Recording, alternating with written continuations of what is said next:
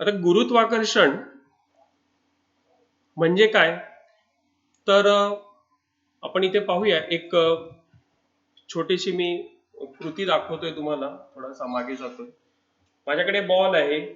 जर हा बॉल मी वरून सोडला तर काय होणार आहे?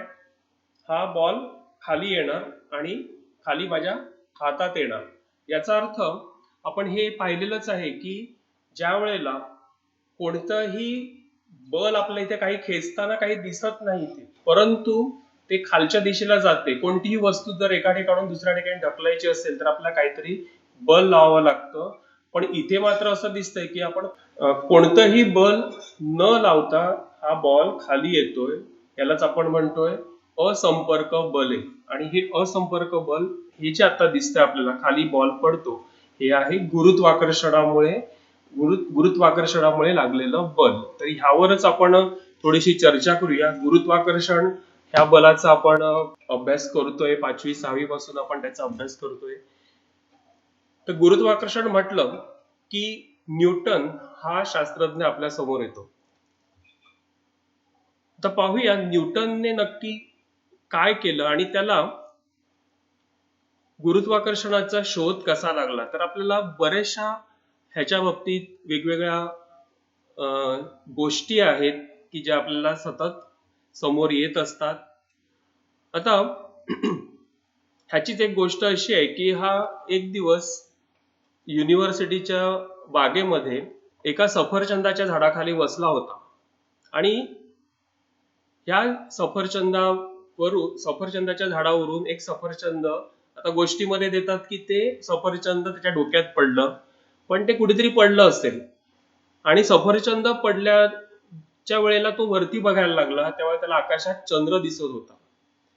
त्यावेळेला अचानक त्याच्या मनात एक गोष्ट चमकून गेली की अरे, चंद्र पण आकाशात आहे, म्हणजेच वर तरंगत आहे. हे सफरचंद पण झाडाला तरंगत होती, लागलेली होती.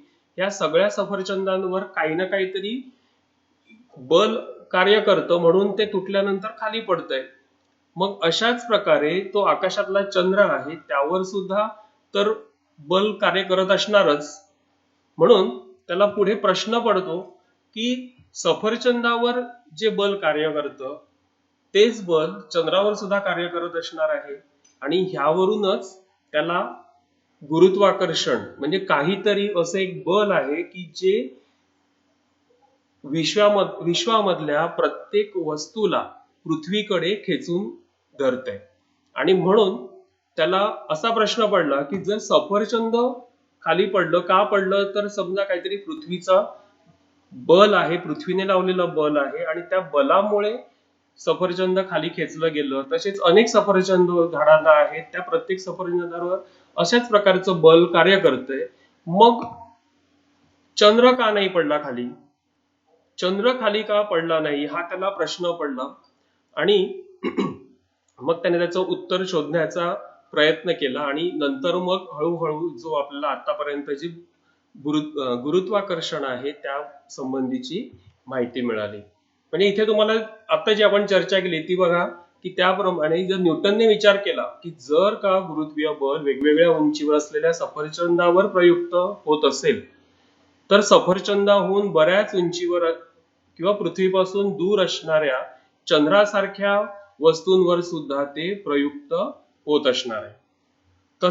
तसंच सूर्य, ग्रह आणि चंद्राहून अधिक दूरच्या खगोलीय वस्तूंवर सुद्धा ते होत असेल का तशा प्रकारचं प्रयुक्त? तर त्यांनी त्याच्यातूनच हळूहळू हा जो काही गुरुत्वाकर्षण आहे आणि त्याचे नियम हे शोधून काढलेले आहेत. हाच तो न्यूटन. आणि हा आपण 9वी मध्ये ह्याचा अभ्यास केलेला आहे की ह्याचे गतिविषयक काही समीकरणे आहेत. तर त्याने गतिविषयक काही नियम आणि त्यावर आधारित समीकरणे मांडलेली आहेत. तर ती समीकरणे काय आहेत? तर इथे पहिलं समीकरण आहे v बरोबर u अधिक at, जिथे v म्हणजे काय आहे तर तुम्हाला दिसेल v म्हणजेच एखाद्या वस्तूचा वेग, अंतिम वेग, u म्हणजे सुरुवातीचा वेग, a म्हणजे त्वरण आणि t म्हणजे कालावधी. ह्या पहिल्या समीकरणामध्ये त्याने v, u, a आणि t ह्याचा उल्लेख केलेला आहे, संबंध दाखवलेला आहे. हे दुसरं समीकरण आहे. ह्यामध्ये एस, युटी आणि ए म्हणजेच एस म्हणजे विस्थापन, यू म्हणजे सुरुवातीचा वेग, टी म्हणजे कालावधी आणि ए म्हणजे त्वरण, ह्यांचा संबंध दर्शवणारं एक समीकरण मांडलेलं आहे. आणि ह्याचा आपण आलेख रूपात सुद्धा ह्याचा अभ्यास आपण गेल्या वर्षी केलेला आहे. त्यानंतर आणखी एक समीकरण आहे व्ही वर्ग बरोबर यू वर्ग अधिक 2as. मग ह्याच्यामध्ये व्ही, यू आणि ए तुम्हाला माहिती आहे, एस पण माहिती आहे. मग जर नीट लक्षात घेतलं, ही तीनही समीकरण जी आहेत ही 5 राशींशी संबंधित आहेत, एस, यू, व्ही, ए आणि टी. आणि ह्या 5 राशींचाच एकमेकांशी संबंध इथे दर्शवण्याचा न्यूटनने प्रयत्न केलेला आहे. आता आपण पुन्हा वळूया की न्यूटनने हा जो आपल्याला नियम जे सांगितलेले आहेत त्यासाठी त्याने एक छोटासा प्रयोग इथे दिलेला आहे की दोरी जेव्हा आपण दोरीला जर आपण बांधलेला एखादा दगड असेल आणि तो जो वर्तुळाकार फिरवला आपण, म्हणजेच आपण गोफण जे म्हणतो, गोफण सगळ्यांनीच पाहिलेली असेल. गावामध्ये आपण शेतामधले पक्ष्यांना दूर करण्यासाठी, पिकापासून दूर पळवण्यासाठी जे वापरतो, तर तुम्ही ही गोफण घरी सुद्धा आपण बनवू शकता की जर आपण एखाद्या दोरीला दगड बांधला आणि तो दगड जर आपण फिरवला तर आपल्या लक्षात येतं की आपल्या हातावर एक बल कार्य करत असतं की जे दगडाला बाहेर खेचत असतं आणि आपण काय करत असतो, दगडाला आत खेचत असतो. मग हे जे दगडाला आत खेचणारं जे बल आहे, हे बल प्रत्येक वर्तुळाकार वस्तूवर कार्य करत असतं. फक्त आपण आता जी गोफण बघितली त्या गोफणीवर जे कार्य करणारं बल आहे ते आपल्या दोरीमुळे तो दगड बांधला गेलेला आहे. जर आपण दोरी सोडून दिली तर काय होईल, तो दगड बाहेरच्या दिशेला फेकला जाईल. म्हणजेच सतत दोरीमुळे दगडाला बांधून ठेवण्याचं काम केलं जातं. आणि हे जे बल आहे, हे बल आता दोरीमुळे आपल्या लक्षात येतं, पण हे बल वर्तुळाकार कक्षेत फिरणाऱ्या प्रत्येक वस्तूवर कार्य करत असतं. आणि ह्याच बलाला नाव आहे अभिकेंद्री बल. अभिकेंद्री बल इथे तुमच्या लक्षात येईल, इथे लिहिलेलं आहे अभिकेंद्री बल. अभिकेंद्री बल म्हणजेच काय, वर्तुळाकार फिरणाऱ्या वस्तूवर केंद्राच्या दिशेने, म्हणजेच कोणतीही वस्तू जी वर्तुळाकार फिरते त्या वस्तू ज्या केंद्राभोवती ती फिरते त्या केंद्राच्या दिशेने हे अभिकेंद्री बल कार्य करत असतं. ह्याच आणखी उदाहरण जे आत्ताच एक उदाहरण आपण पाहिलं की गोफण जर आपण फिरवली तर ती गोफण, तुम्ही आता इथे चित्रात दिसतंय तुम्हाला की तो माणूस एका दोरीला दगड बांधलेला आहे, इथे दगड आहे आणि तो गोल फिरवतोय आणि एका ठिकाणी तो झटका देतोय की ज्याच्यामुळे तो दगड त्याला हव्या त्या ठिकाणी त्याला फेकता येतोय. आता जर त्याने दोरी सोडली तर आपल्या लक्षात येतं की तो दगड फेकला जाणार आहे. म्हणजेच दोरी काहीतरी बल लावून त्या दगडाला आपल्या केंद्राभोवती, म्हणजे जिथे हात आहे तिथे धरून ठेवते. म्हणजे त्यात दोरी असल्यामुळे आपला जरा कन्फ्युजन आहे. आता तुम्ही विचार करा की चंद्र आणि पृथ्वीभोवती चंद्र फिरतोय. पृथ्वीभोवती चंद्र फिरत असताना चंद्र आणि पृथ्वी ह्याच्यामध्ये जे बल आहे ती दोरी आहे असं लक्षात घ्या, म्हणजे गुरुत्वाकर्षण बल आहे. त्या गुरुत्वाकर्षण बलामुळे सतत चंद्र पृथ्वीकडे खेचला जातोय, पण तो वर्तुळाकार गतीत फिरत असल्यामुळे आपण शिकलेलो आहोत की दोन्ही बल संतुलित होतात आणि चंद्र जो आहे तो पृथ्वीभोवती फिरतोय. मग हे जे खेचणारं बल आहे ह्यालाच नाव आहे अभिकेंद्री बल. अभिकेंद्री बल लक्षात आलं.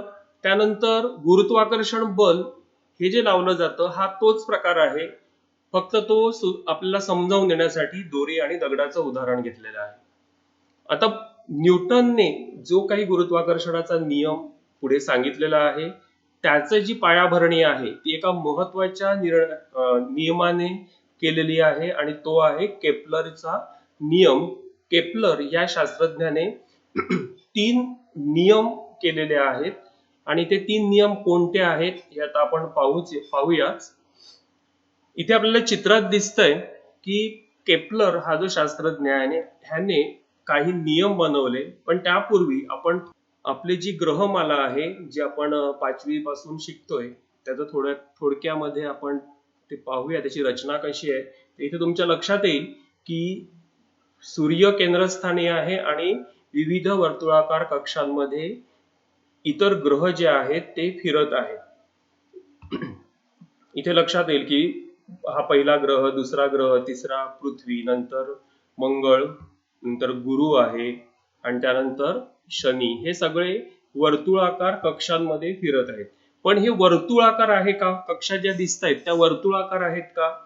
तर नाहीत, या थोड्याशा लंब वर्तुळाकार आहेत. आणि इथेच आपला केपलरचा पहिला नियम आपल्याला समजतो की कोणतीही खगोलीय वस्तू, म्हणजेच थोडक्यात इथे आपल्या सूर्यमालेतील ग्रह जेव्हा सूर्याभोवती फिरतात तर ते नेहमी लंब वर्तुळाकार कक्षेमध्ये फिरतात. लंब वर्तुळाकार कक्षा. आता हे लंब वर्तुळ नक्की काय आहे हे आपण एका छोट्याशा एक्सपेरिमेंट मध्ये पाहणार आहोत. की इथे तुम्हाला दिसेल एक शंकू घेतलेला आहे आणि ह्या शंकूला जर आपण वरच्या भागामध्ये इथे दिसेल तुम्हाला सपाट जर कापलं तर काय होईल? शंकूला जर सपाट कापलं तर वर्तुळ तयार होईल. इथे दिसतंय वर्तुळ. आणि जर शंकूला असं तिरका प्रतलातून जर कापलं तर जे काही आकृती तयार होईल, भौमितिक आकृती, ती म्हणजेच काय असणार आहे? लंबवर्तुळ. इथे मी एक शंकू बनवलेला आहे, सगळ्यांना दिसतोय. कागदाचा शंकू, जशी चण्याची पुडी असते त्याप्रमाणे हा शंकू आहे. इथे जर तुम्ही पाहिलं वरचा जो भाग आहे हा वरचा भाग वर्तुळाकार आहे, कारण तो एका सरळ समांतर, क्षैतिज समांतर प्रतलामध्ये कापलेला आहे. जर इथे मी या तिरक्या प्रतलातून जर कापलं तर काय होतं पाहूया.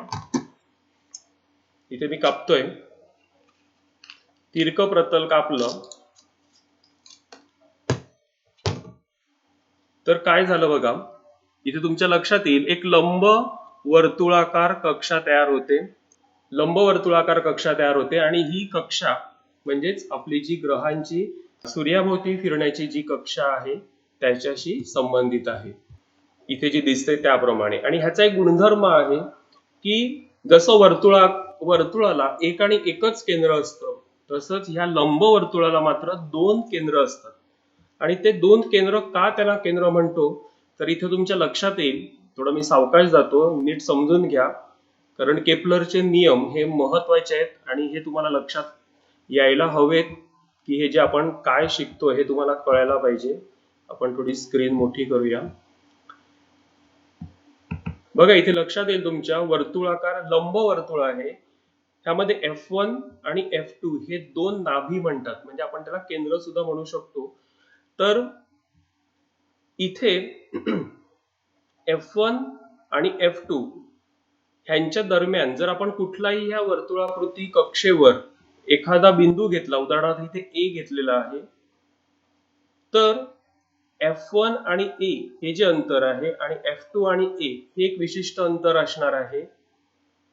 ते अंतर, आणि समजा एक आणखी बिंदू घेतला B, तर F2 आणि B आणि F1 आणि B ह्या दोघांची बेरीज, म्हणजेच गणिती भाषेत आपण म्हटलं तर F1B अधिक BF2 हे जे अंतर आहे हे अंतर, ह्यांची बेरीज दोघांची, आणि F1A आणि AF2 ह्या दोघांची बेरीज हे दोन्ही सारखीच असते.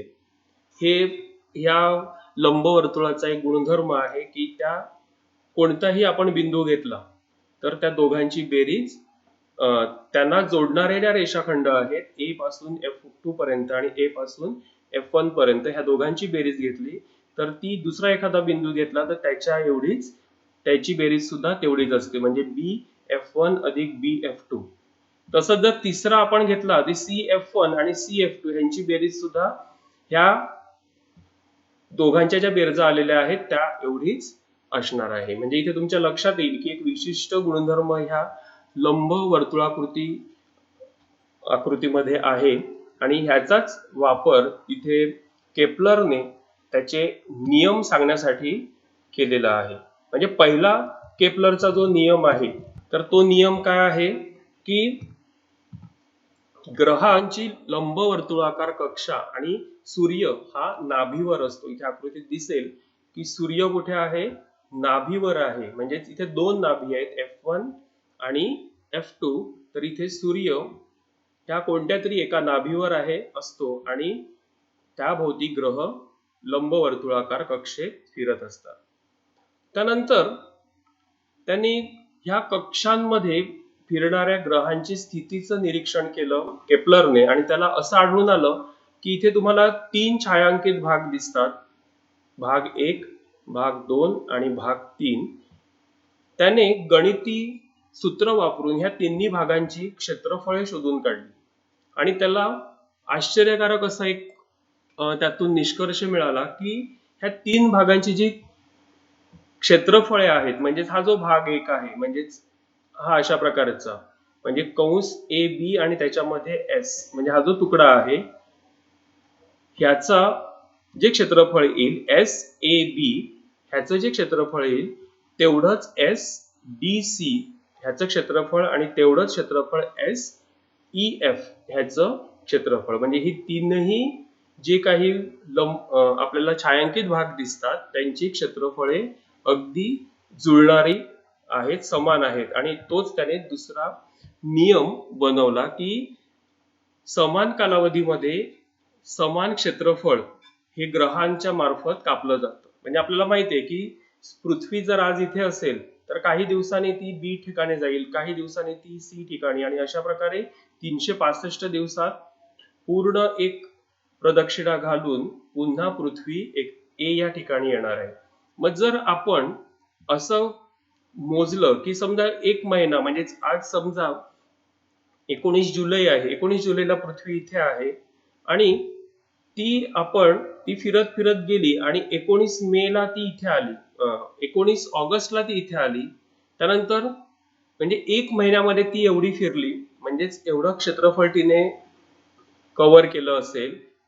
नंतर इथे आपण पाहिलं की ही आणखी एक महिन्यामध्ये ती अशी फिरली आहे, बी सी पासून डी मध्ये आणखी एक महिना कुठला तरी आपण पुढचा घेतला, ती इथे फिरलेली आहे ई पासून एफ पर्यंत. असा कुठलाही तुम्ही समान कालावधी घेतला, एक महिन्याचा, 2 महिन्याचा किंवा 15 दिवसाचा, तर ते कुठल्याही वर्षातला कुठलाही कालावधी घेतला तरी दरवेळेला या 2 ठिकाणांमुळे, म्हणजे लंबवर्तुळाकार कक्षेवरील ठिकाणांमुळे सूर्याशी झालेला जो कोन आहे त्या कोनामुळे जे क्षेत्रफळ तयार झालंय ते क्षेत्रफळ हे समान असते.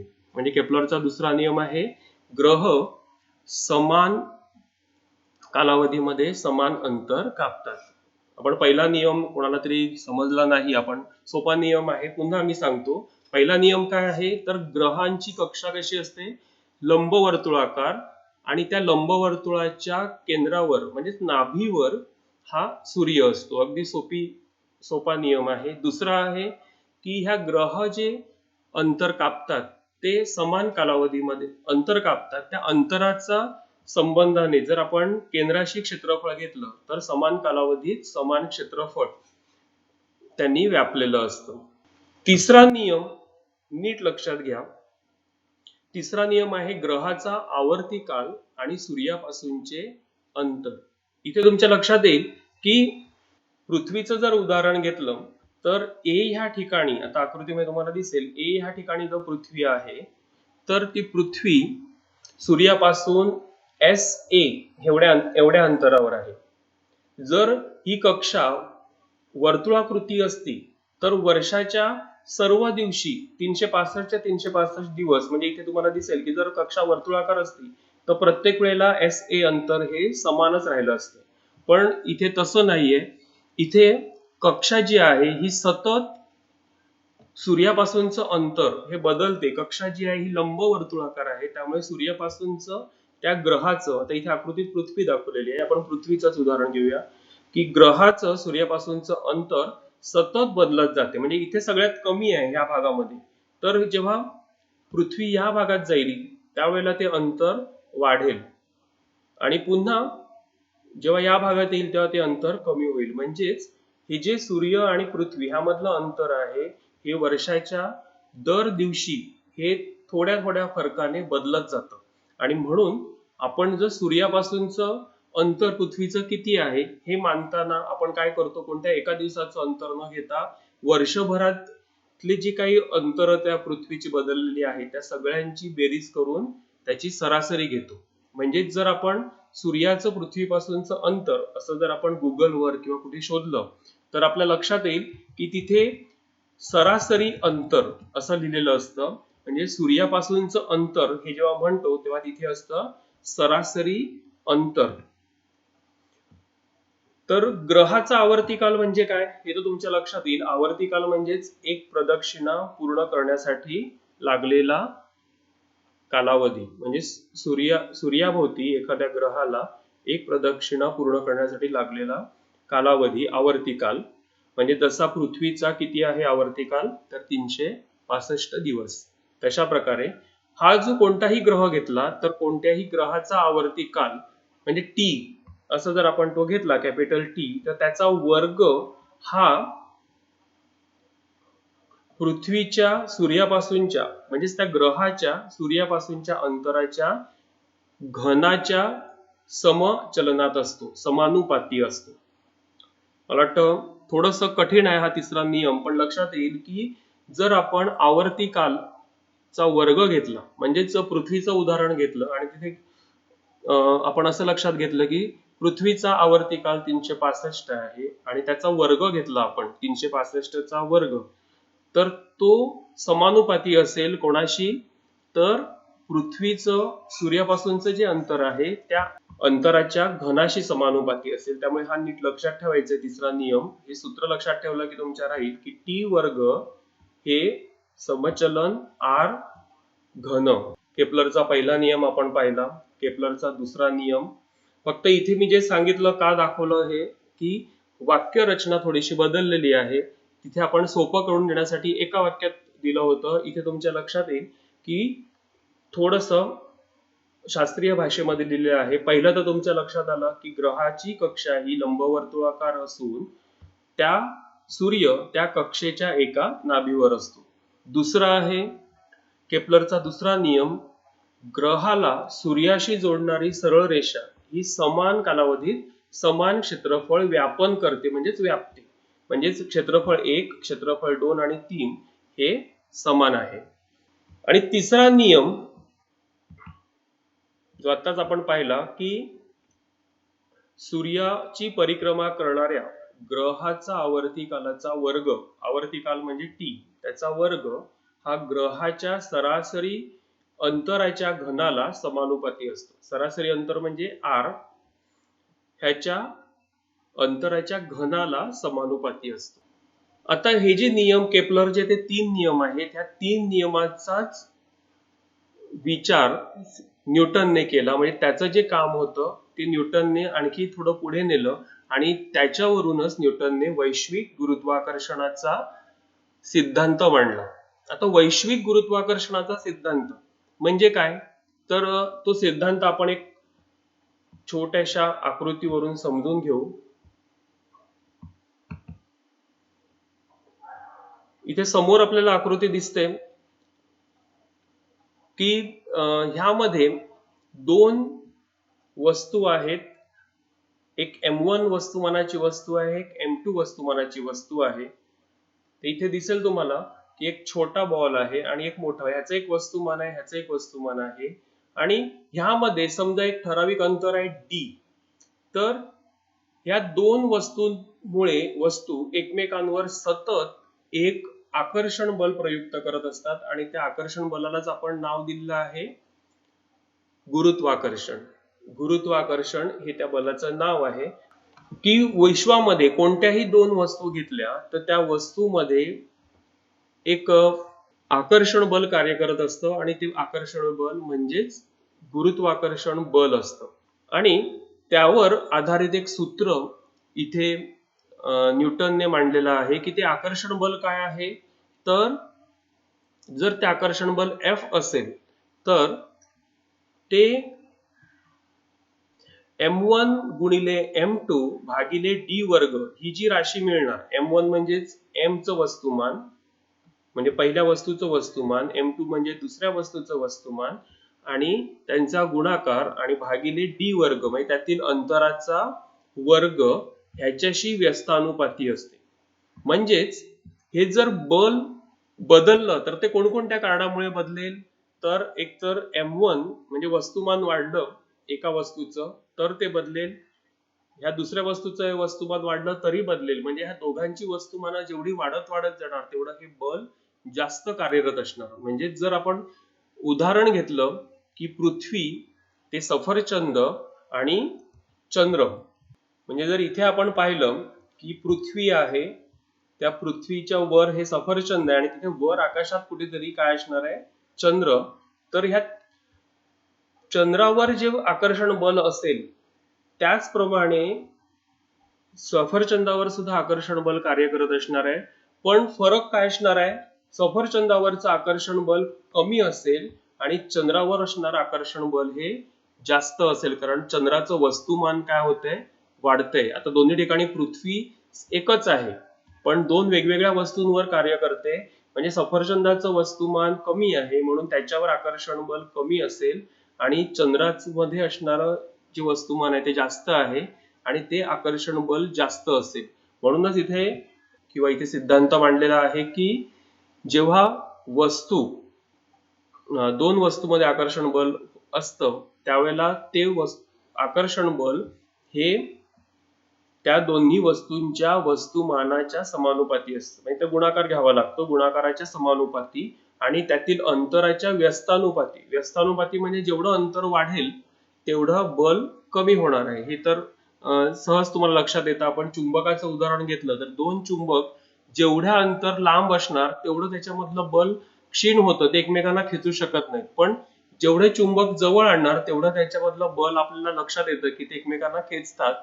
तर इथे तुम्हाला ते लक्षात येईल की कोणत्याही दोन वस्तूमधलं गुरुत्वीय बल जे आहे हे गुरुत्वीय बल त्यांच्या वस्तुमानाच्या गुणाकाराच्या समानुपाती असतं आणि त्याचं जे अंतर आहे दोघांमधलं, आता अंतर आपण घेताना त्यांच्या केंद्रामधलं अंतर गृहीत धरतो.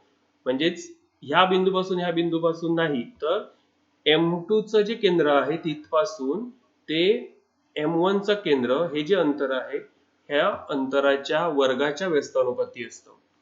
आता जिथे हे चलनाचं चिन्ह आहे तिथे काय असणार आहे, एक काहीतरी स्थिरांक असणार आहे आणि हा जो स्थिरांक आहे ह्यालाच न्यूटनने नाव दिलं कॅपिटल जी.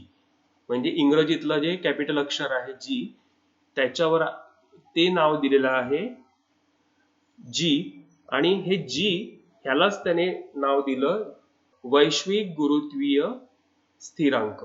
आणि या सिद्धांतावरूनच हा स्थिरांक इथे शोधलेला आहे आणि ह्याची किंमत 6.673 गुणिले 10⁻11 न्यूटन मीटर वर्ग प्रति किलोग्रॅम वर्ग हा गुरुत्वीय स्थिरांकाचं उत्तर आहे. हा कसा आला इथे, तर इथे m1 समजा त्या वस्तूचं वस्तुमान असेल आणि m2 हे पृथ्वीचं वस्तुमान गृहीत धरलं तर पृथ्वीचं वस्तुमान आपल्याला माहिती आहे, त्यातलं गुरुत्वीय बल आपल्याला माहिती आहे.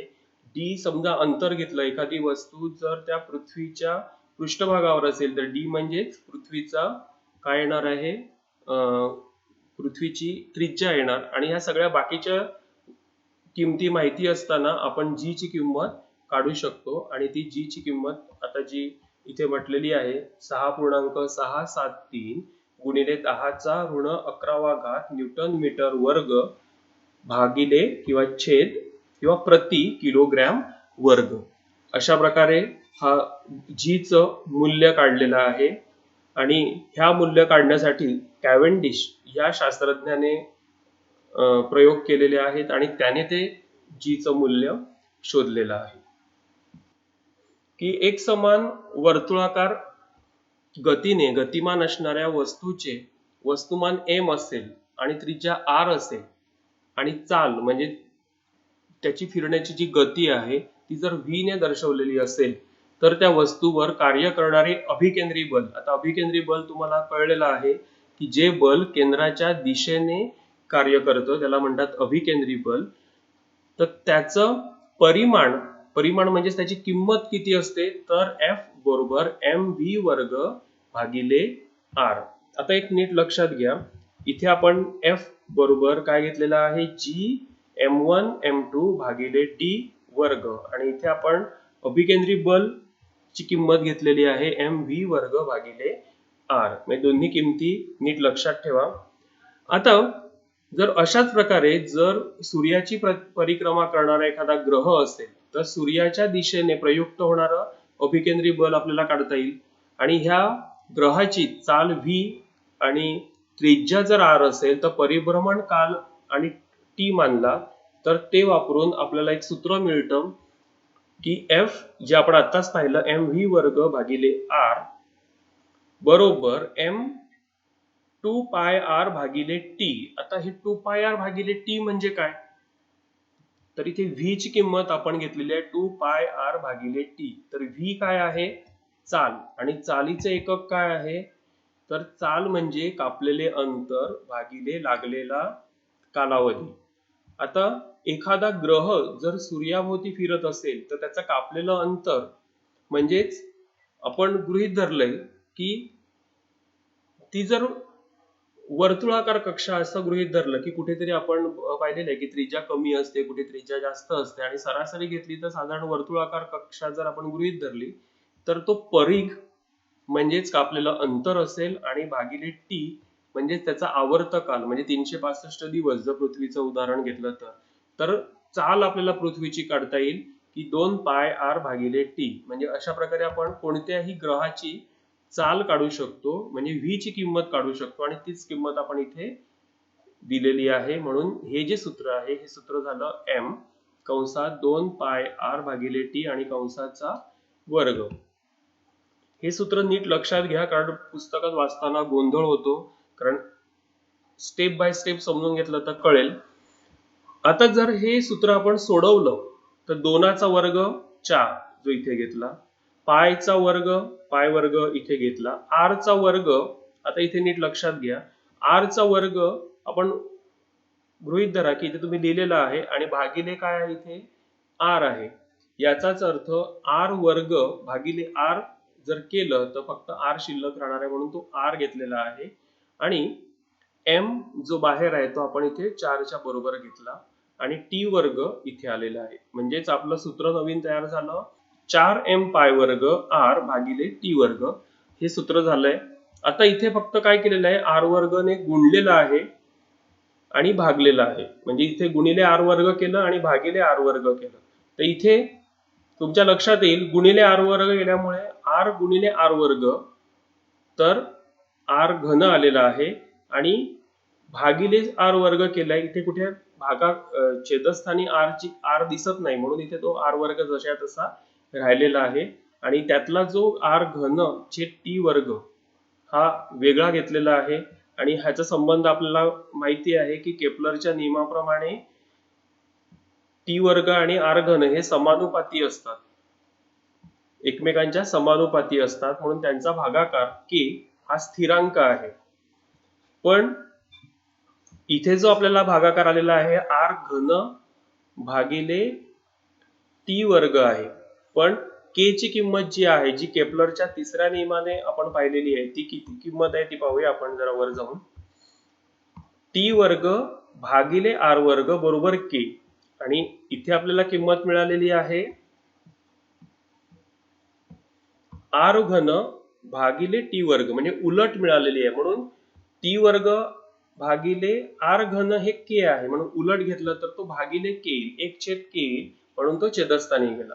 म्हणून 4m पाय वर्ग आणि k हे सगळे स्थिर आहेत म्हणून शिल्लक राहिलं काय फक्त r वर्ग राहिला छेदस्थानी म्हणून f हा समचलन 1/r वर्ग किंवा आपण असं म्हणू शकतो f व्यस्तानुपाती r वर्ग म्हणजेच f हा r वर्गच्या व्यस्त प्रमाणामध्ये आहे किंवा व्यस्तानुपाती आहे हे इथे आपल्याला स्पष्ट होतं.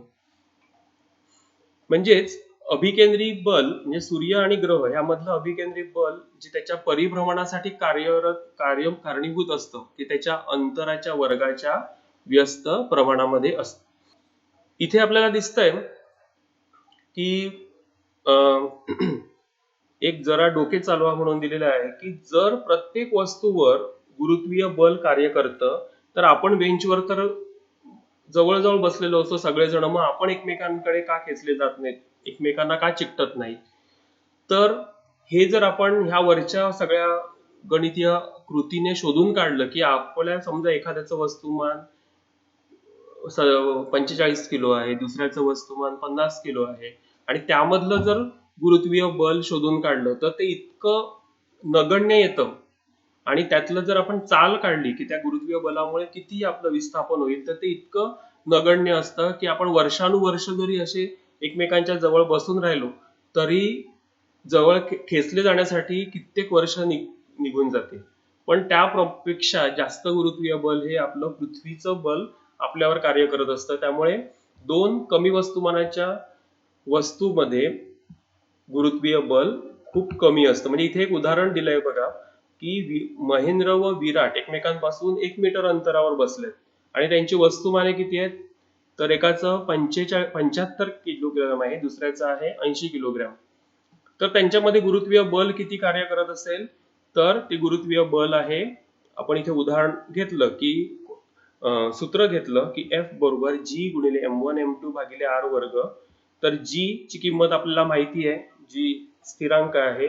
M1 समजा महेंद्राचं वस्तुमान घेतलं, M2 विराटचं वस्तुमान घेतलं 70 आणि 80 आणि त्यामधलं अंतर R किती आहे, तर 1 मीटर, म्हणून ते 1 घेतलं आणि हा सगळा गुणाकार जर शोधला तर त्याची किंमत येते 4.002 गुणिले 10⁻⁷ न्यूटन.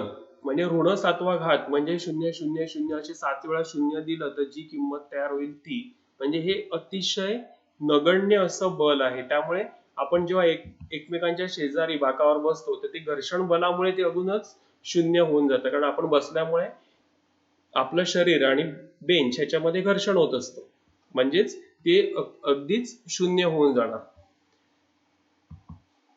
तसंच इथे थोडस पुढे आणखी दिलेलं आहे की जर आपण दोघं ते जे महेंद्र आणि विराट जे आहेत हे एकमेकांच्या दिशेने जर सरकायला लागले, म्हणजे बाग जर आपण घर्षण रहित केला, म्हणजे त्याच्यामध्ये काही घर्षणच नाहीये, ते घसरून आपोआप सहज जाऊ शकतात, असं केलं तर वेग किती असेल, तर वेगाचं सूत्र वापरून आपण जर तो वेग काढला, दिलेली माहिती F जी आपण आताच काढली, M वस्तुमान माहिती आहे, तर ते कसं असेल, तर न्यूटनचा दुसऱ्या नियमानुसार आपल्याला माहिती आहे की A बरोबर F भागिले M, म्हणजेच त्वरण किती असणार आहे, 5.34 गुणिले 10⁻⁹ इतकं कमी त्वरण आहे.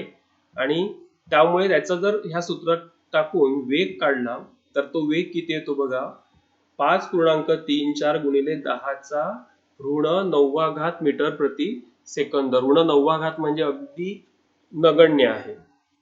हे आपण भूगोलामध्ये शिकलेलोच आहोत की भरती आणि ओहोटी कशामुळे होते.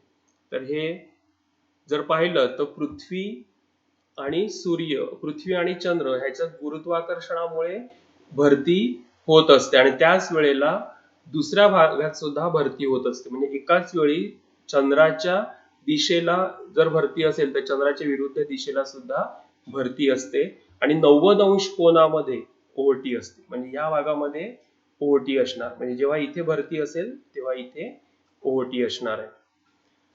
आता जी म्हणजेच काय, आता इथे नीट लक्षात घ्या, आधी आपण पाहिला जी, कॅपिटल जी, तो म्हणजे गुरुत्व बल.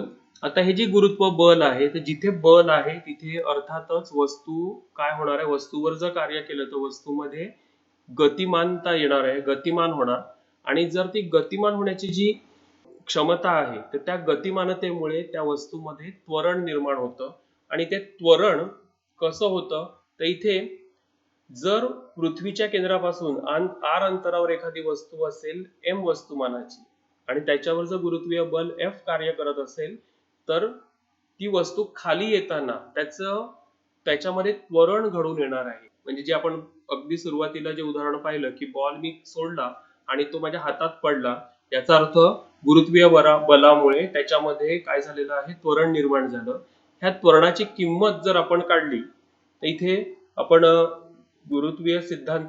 गुरुत्वाकर्षणाचा सिद्धांत घेतलेला आहे आणि त्याचं इथे सोडवल्यानंतर F बरोबर G गुणिले M, M म्हणजे पृथ्वीचं वस्तुमान, M म्हणजे छोटा m म्हणजे त्या वस्तूचं वस्तुमान, भागिले r वर्ग हे मिळालेलं आहे. आणि त्याचबरोबर F बरोबर M गुणिले G म्हणजेच वस्तुमान गुणिले गुरुत्व त्वरण ही किंमत आपल्याला माहिती आहे, हे आपण पाहिलेलं आहे. तर ह्या दोन्ही किमती काय असायला पाहिजेत, सारख्या असायला पाहिजेत. म्हणजेच GMM भागिले r वर्ग बरोबर mg, आणि ते जर घेतलं तर आपल्याला m आणि m यांची किंमत काय होणार आहे, निघून जाणार आहे. त्याचं सोपं रूप जर आलं तर सोपं रूप काय होणार, G बरोबर GM भागिले r वर्ग. आणि इथे r म्हणजेच काय आहे तर पृथ्वीची त्रिज्या, म्हणून ते आपण घेऊया कॅपिटल R.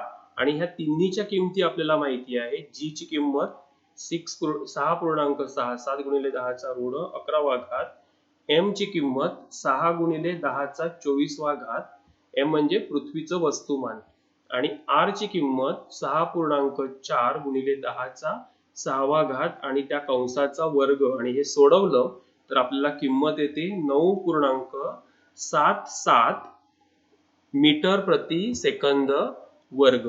9.77 मीटर प्रति सेकंद वर्ग हे कसं आलं, तर ही जी माहिती असलेली किमती आहेत त्याच आपण टाकल्या, आणि ह्यालाच म्हणतात पृथ्वीचं गुरुत्वाकर्षण बलामुळे निर्माण होणारं गुरुत्वीय त्वरण. आणि हे जे G चं मूल्य आहे हे आपण साधारणपणे 9.8 असं गणिते सोडवण्यासाठी वापरतो. आता इथे लक्षात घ्या की पृथ्वी जी आहे त्या पृथ्वीचा आकार हा काही पूर्णपणे वर्तुळाकार नाहीये, म्हणजे गोल नाहीये, वर्तुळाकार नाही, गोल नाहीये, म्हणजे चेंडू सारखा नाहीये. म्हणजे इथे तुम्हाला दाखवतो की हा जो चेंडू आपल्याला दिसतो तर असा पृथ्वीचा आकार नाहीये. तो पृथ्वी काय आहे, थोडीशी अशी दबल्यासारखी झालेली आहे. मग जर पृथ्वी दबल्यासारखी असेल त्याच्या त्रिज्येमध्ये बदल होतो, आणि जर त्रिज्येमध्ये बदल होत असेल तर आपण G चं मूल्य काढण्यासाठी इथे सूत्र पाहिलेलंच आहे. इथे जर तुम्ही सूत्र पाहिलं तर G चं सूत्र पृथ्वीच्या त्रिज्येच्या व्यस्तानुपाती आहे. म्हणजे त्रिज्या वाढली तर G चं मूल्य काय होणार आहे, कमी होणार आहे. आणि जर पृथ्वीचं उदाहरण घेतलं तर पृथ्वी लंबवर्तुळाकार असेल, हीच आकृती पाहूया की ही जी पृथ्वी आहे, समजा पृथ्वीचा आकार असा आहे, म्हणजेच हे ध्रुवाकडे पृथ्वी दबलेली आहे आणि हे जे आहे हे विषुववृत्त आहे असं गृहीत धरा. आधी आपण ह्याचा उपयोग कक्षा पाहण्यासाठी केला होता. आता इथे असं लक्षात घ्या की ही पृथ्वी आहे आणि पृथ्वी ध्रुवाकडून दबलेली आहे. म्हणजेच इथे जर एखादी वस्तू ही विषुववृत्तावर असेल, इथे विषुववृत्त आहे, तर विषुववृत्तापासून ती जास्त अंतरावर असेल, केंद्रापासून ती जास्त अंतरावर असेल. आणि जर एखादी वस्तू ध्रुवाजवळ असेल तर ती केंद्रापासून कमी अंतरावर असेल. म्हणजे अंतर इथे जास्त आहे म्हणून इथे G चं मूल्य कमी असतं. म्हणजेच पृथ्वीचा आकाराचा विचार केला तर पृथ्वीच्या विषुववृत्तावर गुरुत्वीय बल हे काय असतं, कमी कार्य करत असतं. त्यामुळे G चं मूल्य त्वरण सुद्धा इथे कमी असतं, आणि इथे त्वरण जास्त, कारण पृथ्वी R ची किंमत जी आहे, पृथ्वीच्या त्रिज्येची किंमत जी आहे इथे कमी आहे. म्हणजेच ध्रुवावर जर एखादी वस्तू असेल तर तिथे G चं मूल्य जास्त असतं. ध्रुवावर सर्वात जास्त असते आणि ते किती आहे, 9.832 म्हणजे 9.83 मीटर प्रति सेकंद वर्ग. आणि जसं जसं विषुववृत्ताकडे आपण जाणार तसं ते सर्वात कमी विषुववृत्तावर असतं, कारण केंद्रापासूनचं अंतर वाढलेलं असतं. आणि ते किती आहे, 9.78. म्हणजे ते लक्षात येईल की ध्रुवावर G चं मूल्य जास्त असतं आणि विषुववृत्तावर G चं मूल्य सर्वात कमी असतं. कारण काय आहे तर पृथ्वीचा आकार जो आहे ध्रुवाजवळ थोडा चपटा असतो आणि विषुववृत्ताजवळ फुगीर असतो. उंचीनुसार होणारा बदल. दुसरा आहे उंचीनुसार. तर पृष्ठभागाजवळ जर एखादी वस्तू असेल, आता एवढंच लक्षात घ्यायचंय की आर ची किंमत वाढली तर जी ची किंमत कमी होते. जर एखादी वस्तू पृथ्वीच्या पृष्ठभागावर असेल आणि ती जर काही ठराविक उंचीवर गेली, म्हणजे इथे उदाहरणार्थ पृथ्वीची त्रिज्या 6400 किलोमीटर आहे आणि आणखी 10 किलोमीटर वर एखादी वस्तू असेल तर त्याचं अंतर किती होणार आहे? 6410 किलोमीटर. म्हणजेच थोडस अंतर वाढणार आहे. पण अंतर इथे 10 किलोमीटर असल्यामुळे इतका फरक पडणार नाही. पण अंतर जर जास्त वाढलं तर काय होतं? तर इथे आपण एक तक्ता दिलेला आहे, तो पाहूया. पृष्ठभागावर असतील तर आपण त्याच्यावर जी चं मूल्य असतं ते 9.81 इतकं असतं. जर आपण माउंट एव्हरेस्ट, जे साधारण 8000 मीटर उंचीवर आहे पृथ्वीपासून, म्हणजे 8 किलोमीटर, तर किती फरक झालेला आहे? म्हणजे साधारण 8.8 किलोमीटर उंचीवर, म्हणजे 8800 मीटर एवढ्या अंतरावर जर आपण वर गेलो पृथ्वीच्या पृष्ठभागापासून, तर त्याच्यामध्ये फक्त 0.01 एवढाच फरक पडला. त्यानंतर काही वर्षापूर्वी माणसाने हॉट एअर बलून मध्ये बसून पृथ्वीच्या वर जाण्याचा प्रयत्न केला होता. तेव्हा त्याचा उंची होती 36 किलोमीटर. तो 36 किलोमीटर जर उंच गेलो तर पृथ्वीवरच्या दिशेने कार्य करणारे जे गुरुत्व त्वरण आहे हे किती, जी जे आहे याची किंमत असणार आहे 9.7, म्हणजे थोडस कमी झालं. अंतराळ यानं आपल्या पृथ्वीभोवतीची फिरतात. त्यांच्या कक्षा असतात 400 किलोमीटर. म्हणजेच त्या फुग्याने गाठलेल्या उंचीपेक्षा आणखी 10 पट जास्त वर गेलो आपण तर तिथे जी चं मूल्य असतं 8.7. आणि जे आपल्या पृथ्वीभोवती जे उपग्रह फिरत आहेत, जे आपण दळणवळण उपग्रह म्हणतो, सॅटेलाइट, आर्टिफिशियल सॅटेलाइट, कृत्रिम उपग्रह, ह्यांची उंची आहे 35,700 आणि तिथे गुरुत्वीय त्वरण कार्य करत असतं 0.225. म्हणजे जशी उंची वाढते तसं तसं काय होत जातं, गुरुत्वीय त्वरण कमी होतं. आता तिसरं गुरुत्वीय मूल्यावर परिणाम करणारा घटक आहे खोली. आता एक तर आपण पाहिलं की जसं पृथ्वीपासून लांब जायचं, म्हणजे समजा हा चेंडू आहे, हा पृथ्वी असं गृहीत धरा, ह्याच्यावर ही वस्तू आहे, जशी जशी जेवढी लांब जाणार तेवढं ह्या वस्तूवरचं गुरुत्वीय त्वरण कमी होणार. पण समजा एखादी व्यक्ती आहे, त्या व्यक्तीने ठरवलं की ह्या पृथ्वीच्या आतमध्ये जायचं, तर काय होणार की जसं आत जाणार तर काय व्हायला पाहिजे, आर ची किंमत कमी व्हायला पाहिजे. पण आर ची किंमत जरी कमी झाली तरी आणखी दुसरा एक परिणाम होतो की जी व्यक्ती आहे ती समजा आतमध्ये चाललेली आहे, खोल चाललेली आहे, म्हणजे त्याने विहीर खणायला घेतली आणि तो खोल गेला, इथे ह्या भागात आला, ह्या भागामध्ये, तर काय होणार आहे, तिथे त्यापासूनच आर कमी होणार. पण ज्या भागावर तो आहे, ज्याचं गुरुत्व बल त्याच्यावर कार्य करतं, तो जो भाग आहे त्या भागाचं वस्तुमान सुद्धा काय होणार आहे, कमी होणार आहे. म्हणजे आपण जे सूत्र पाहिलेलं आहे त्याचा नीट विचार केला तर सूत्र काय आहे, जी एम भागिले आर वर्ग असं सूत्र आहे. म्हणजेच जी तर स्थिर आहे पण आर जो आहे हा कमी झालेला आहे, पण त्याचबरोबर त्या आरच्या बरोबर असणारं जे वस्तुमान आहे ते सुद्धा काय आहे, कमी झालेलं आहे. म्हणजेच एम सुद्धा कमी झालेला आहे आणि आर सुद्धा कमी झालेला आहे. पण एम चा परिणाम जास्त असल्यामुळे एकूण जे मूल्य आहे ते मूल्य काय होतं, कमी होतं. म्हणजेच आपल्याला जर आपण विचार केला, जर आर कमी झालं तर जर पृथ्वीच्या आत शिरत गेलो तर आर कमी होईल, पण एम ची किंमत ही कमी झाल्यामुळे, म्हणजे ते वस्तुमान आहे ते कमी झाल्यामुळे एकूण जो जी एम भागिले आर वर्ग ही किंमत आहे ही काय होते, कमी होते. म्हणजे आपण इथे 3 गोष्टी पाहिलेल्या आहेत. जीच्या मूल्यामध्ये कोणाकोणामुळे फरक होतो, तर पृथ्वीच्या आकारामुळे ध्रुवावर सर्वात जास्त आणि विषुववृत्तावर सर्वात कमी असतं. आणि उंचीनुसार बदल जर विचार केला तर जेवढी उंची वाढत जाते तेवढं गुरुत्वीय त्वरण जे आहे ते कमी होत जातं. आणि खोलीमध्ये सुद्धा तेच होतंय जेवढं तुम्ही पृष्ठभागापासून खोल जाणार तेवढं गुरुत्वीय मूल्य कमी होतं. म्हणजे सगळ्यात जास्त गुरुत्वीय मूल्य असतं हे पृथ्वीच्या पृष्ठभागावर हे सर्वात जास्त असतं. त्यानंतर पुढचा भाग आहे वजन आणि वस्तुमान. हे तर आपण खूप पूर्वीपासून 5वी-6वी पासून शिकतोय. तर एकदा पुन्हा त्याची उजळणी करूया. वस्तुमान म्हणजे काय, तर त्या एखाद्या वस्तूमध्ये जे काही द्रव्य संचय आहे, म्हणजेच समजा हा लोखंडी गोळा आहे, तर ह्या गोळ्यामध्ये जे काही अणू आहेत आणि त्यांचं जे काही वस्तुमान आहे ते काय असणार आहे, स्थिर असणार आहे. म्हणजेच हा तुम्ही गोळा घेऊन कुठेही गेला जगामध्ये तरी ह्याचं वस्तुमान स्थिर असणार. पण ह्याच्यावर कार्य करणारं जे गुरुत्वीय बल आहे हे त्या ठिकाणच्या त्या ग्रहावर अवलंबून आहे. म्हणजे पृथ्वीवरचं गुरुत्व बल हे पृथ्वीच्या वस्तुमानावर अवलंबून आहे. चंद्रावरचं गुरुत्व बल हे चंद्राच्या वस्तुमानावर अवलंबून आहे. म्हणजेच ह्याचं गुरुत्व बल बदलत जाणार आहे. वस्तुमान स्थिर आहे पण गुरुत्व बल काय होणार आहे, बदलत जाणार आहे. आणि हे जे बदलणारं गुरुत्व बल आहे त्यालाच आपण नाव दिलेलं आहे वजन. म्हणजेच वजन जे आहे हे जे गुरुत्व बल आकर्षित करतं एखाद्या वस्तूला पृथ्वीकडे किंवा एखाद्या ग्रहाकडे, तर त्या बलाला म्हणतात वजन. आणि वस्तुमान म्हणजे फक्त त्यामध्ये असणारे अणू रेणू जे काय असतील त्यांचं वस्तुमान. त्यामुळे वस्तुमान हे जगामध्ये कुठेही गेलं विश्वामध्ये तरी ते काय असतं, स्थिर असतं.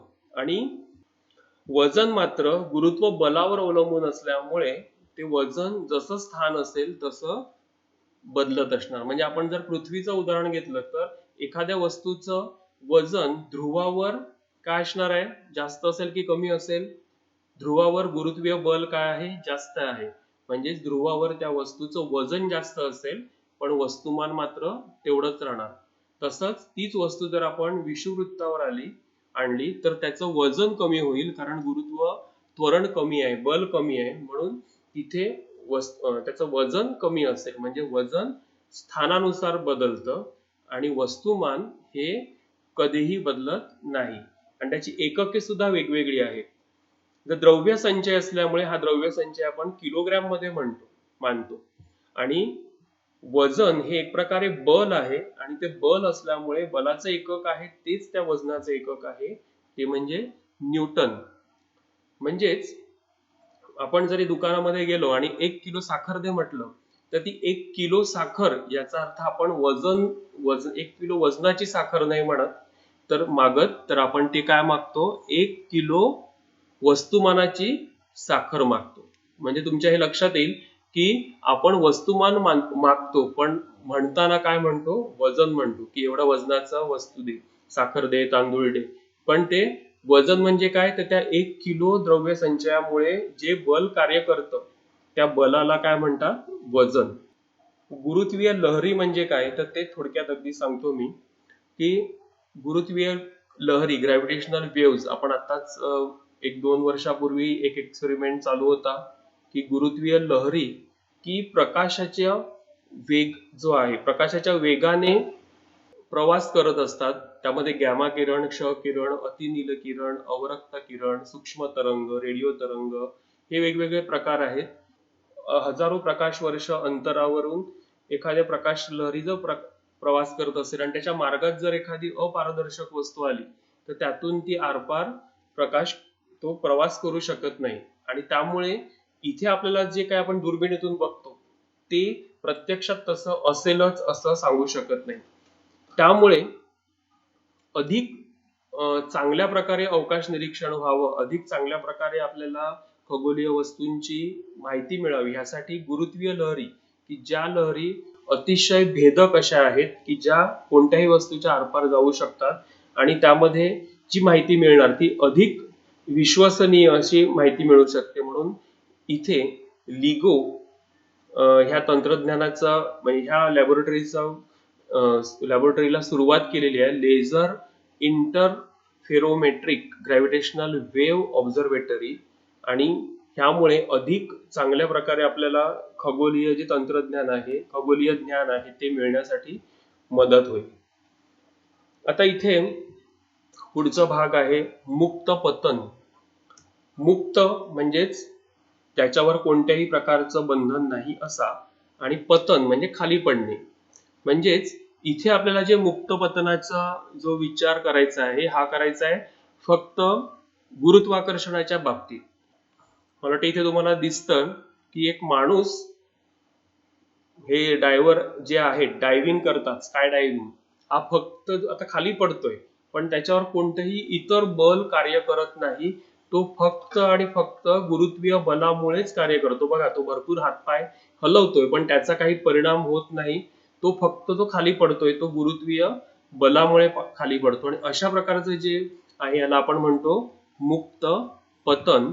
आणखी एक उदाहरण हे तर तुम्ही पाहिलं असेल, आपण जे इथे पण होतं, याजू पार्क मध्ये पाहिलं असेल की बसल्यानंतर आपण फक्त गुरुत्वाकर्षण बलाने खाली येतो. आणि हा जो प्रकार आहे ह्याला म्हणतात मुक्त पतन. म्हणजेच जेव्हा एखादी वस्तू केवळ गुरुत्वीय बलाने किंवा गुरुत्वीय प्रभावाने गतिमान असेल तर त्या गतीला मुक्त पतन असं म्हणतात. तर गमतीशीर आणखी एक छोटासा व्हिडिओ आहे, एक सावकाश काढलेला व्हिडिओ आहे. इथे स्लिंकी सोडलेली आहे. तुमच्या लक्षात येईल जोपर्यंत स्लिंकी पूर्ण एकत्रित येत नाही तोपर्यंत खालचा जो भाग आहे तो स्थिर राहतो. तर ह्याचं कारण हा सुद्धा मुक्त पतनाचाच प्रकार आहे की पृथ्वी त्या स्लिंकीला खाली खेचायचा प्रयत्न करते, पण स्लिंकीमध्ये तुम्ही इथे पाहिलं तर स्लिंकीमध्ये सुद्धा एक बल काम करतं, ज्या स्प्रिंगमुळे जे काम करतं ते पूर्ण बल नष्ट होईपर्यंत, म्हणजे स्लिंकी पूर्ण अशी अगदी जवळ येईपर्यंत खालचा भाग स्थिर राहतो आणि नंतर तो खाली पडतो. आणि हेच मुक्त पतनासाठी हे उदाहरण बऱ्याच ठिकाणी वापरलं जातं. म्हणजे इथे आपण 3 उदाहरणं पाहिलेली आहेत की मुक्त पतन म्हणजे नक्की काय, की जेव्हा वस्तू केवळ गुरुत्वीय बलानेच खाली पडत असते तेव्हा आपल्याला ते जी क्रिया घडते त्याला म्हणतात मुक्त पतन. आता जिथे बल आलं तिथे ऊर्जा आली. मग ऊर्जा जी आहे ती कशावर अवलंबून आहे, तर इथे स्थितीज ऊर्जा आपल्याला म्हणायची आहे. तर स्थितीज ऊर्जा M गुणिले G गुणिले H हे आपण उदाहरण गेल्या वर्षी पाहिलेलं आहे. हे सूत्र पाहिलेलं आहे. M म्हणजे त्या वस्तूचं वस्तुमान, G म्हणजे गुरुत्वीय बल आणि H म्हणजे उंची. म्हणजे जेवढ्या उंचावर आपण एखादी वस्तू घेऊन जाणार तेवढं स्थितीज ऊर्जा काय असणार आहे, जास्त असणार आहे. याचं उदाहरण आपण बघितलं की एखादं धरण असेल तर त्या धरणामध्ये उंचीवर पाणी साठवलं जातं आणि त्या उंचीमुळे म्हणजे त्या स्थितीमुळे त्या वस्तूमध्ये स्थितीज ऊर्जा सामावली जाते. आणि तशाच प्रकारे गुरुत्वाकर्षण बलामुळे जी ऊर्जा सामावली जाते त्यालाच नाव आहे गुरुत्वीय स्थितीज ऊर्जा. मुक्तिवेग म्हणजे काय? मुक्ती म्हणजेच मोकळं होणे. म्हणजेच प्रत्येक वस्तू गुरुत्वाकर्षणामुळे पृथ्वीकडे खेचली जाते. म्हणजेच जर मी हा चेंडू वर फेकला तर हा पुन्हा माझ्या हातात येतो. याचा अर्थ हा ठराविक अंतर वर जातो आणि त्या अंतरावर पुन्हा त्याचा वेग कमी का होतो, तर त्याच्यावर सतत गुरुत्वीय बल कार्य करत असतं, ते त्याला सतत खाली खेचत असतं. आणि हे असताना हा जो सुरुवातीचा वेग आहे तो हळूहळू कमी होतो, ठराविक ठिकाणी येतो, पण त्यामुळे उंची मिळालेली असते आणि त्या उंचीमुळे पुन्हा स्थितीची ऊर्जा प्राप्त होते आणि तो पुन्हा त्याच स्थितीच्या ऊर्जेमुळे पुन्हा खाली येतो. म्हणजेच जर आपण थोडंसंच बल लावलं तर थोडासाच वर जाणार, आणखी बल लावलं तर आणखी वर जाणार, मी आणखी जास्त बल लावलं तर तो आणखी जास्त वर जाणार. आणि जर मी ह्याच्यावर इतकं बल लावलं की तो वर गेला, भरपूर वर गेला आणि इतक्या वर गेला की त्याच्यावर पुन्हा पृथ्वीचं गुरुत्व बल त्याला खेचण्यासाठी नसणारच, शिल्लकच नसणार आहे. कारण जसं उंची वाढणार तसं गुरुत्वीय बल कमी होते हे आपल्याला माहिती आहे. मग जर त्याला इतकं बल लावलं किंवा त्याचा सुरुवातीचा वेग आपण इतका ठेवला की ते पुन्हा पृथ्वीकडे येऊच नये, मग हा जो वेग आहे ह्यालाच म्हणतात मुक्तिवेग. आणि हा जो मुक्तिवेग आहे कमाल उंची जी आहे ती u वर्ग भागिले 2g या सूत्राने काढला जातो. म्हणजे कमाल उंची, जास्तीत जास्त उंची किती असेल, तर अशी उंची शोधायची की जिथपर्यंत तो बॉल पोहोचेल आणि तो पुन्हा खाली पृथ्वीवर येणार नाही. आणि म्हणजेच या वेगाने जर आपण एखादी वस्तू फेकली तर ती गुरुत्वाकर्षणापासून मुक्त होईल आणि ती बाहेर अंतराळात फेकली जाईल. ह्याच्या पुढचा जो भाग आहे जो पुस्तकात दिलेला आहे तो म्हणजे अवकाशामध्ये गेल्यानंतर वजनहीनता जी येते ती कशामुळे येते. तर ती जी वजनहीनता आहे म्हणजेच अवकाशात गेल्यावर तुम्ही पाहिलं असेल विनीता विल्यम्सचे वेगवेगळे व्हिडिओ आहेत की जी तिथे अवकाशात जाते आणि ती तरंगत तरंगत पूर्ण यानामध्ये फिरत असते. पण यानामध्ये फिरत असते याचा अर्थ तिच्यावर गुरुत्वीय बल कार्य करत नसतं का? तर तिच्यावर गुरुत्वीय बल कार्य करत असतं. पण ती का तिथे असं शून्य असल्यासारखं वाटतं, तर वजनहीनता का वाटते? तर ती वजनहीनता म्हणजेच एक प्रकारे एखादी मुक्त पतनाचाच तो प्रकार आहे. मुक्त पतन कसं होतं? इथे एक मी उदाहरण देतो तुम्हाला. समजा ही पृथ्वी आहे आणि ह्याच्यावरून एक वस्तू उडली, गुरुत्वाकर्षणामुळे पुन्हा ती येणार. जर आपण अशी तिरकी उडवली तर इथे जाऊन ती इथे पडणार, म्हणजे इथून अशी उडणार आणि इथे कुठेतरी पडेल. आपण जेव्हा बॉल फेकतो तेव्हा ते बघतो की आपण जेवढ्या कोनातून फेकलेलो त्याचप्रमाणे तो पुन्हा पुढे जातो आणि पडतो. म्हणजे अशा एका दीर्घवर्तुळाकार मार्गाने तो खाली पडतो. मग ही जी आहे जर आपण आणखी उंचावर उडवलं तर तो आणखी इथे कुठेतरी पडेल.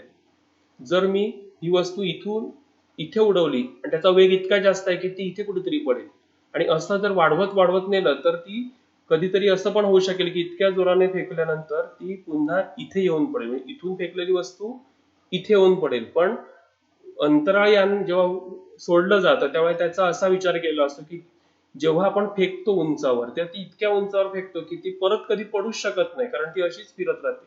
आणि त्यालाच आपण म्हणतो की ती अंतराळयान पृथ्वीभोवती फिरतात. म्हणजेच काय होतं की ते पृथ्वीवर पडत असतात पण पडण्यासाठी त्यांना जो कोन आहे तो मिळत नसतो, त्यामुळे ती पृथ्वीभोवतीच फिरत राहतात.